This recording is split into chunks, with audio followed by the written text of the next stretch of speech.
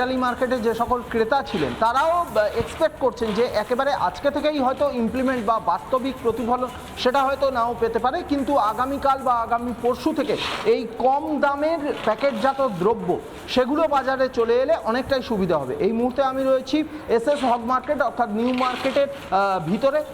এই যে মূলত যে দোকানের সামনে রয়েছে সেই দোকান প্যাকেটজাত দ্রব্য, বেশিরভাগ দুধ বা দুগ্ধজাত পণ্য সেগুলো রয়েছে। আমি সরাসরি প্রথমে বিক্রেতার সঙ্গে কথা বলে নেব। দাদা, আজকে থেকে জিএসটির নতুন স্ল্যাব লাগু হচ্ছে, আপনারা আজকে থেকেই ওই নতুন দামে জিনিস কি দিতে পারছেন? না না, আজকে কিভাবে দেবো আমি? আমরা যখন আমার কাছে আসবে তারপরেই তো দেবো। আর আমাদের পুরনো মাল যা রাখা আছে সে তো ওই দামে বিক্রি করতে হবে আমাকে, পাবো আজ থেকে। আর পাকা বিল যে হবে সে কাল থেকে আমরা ওই দামে যে কোম্পানি দেবে সেই দামে দেবো আমরা।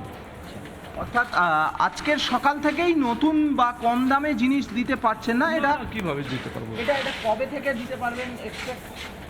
মনে হচ্ছে কাল থেকে হয়ে যাবে, যদি আজকে পাই কাল, না পরশু থেকে।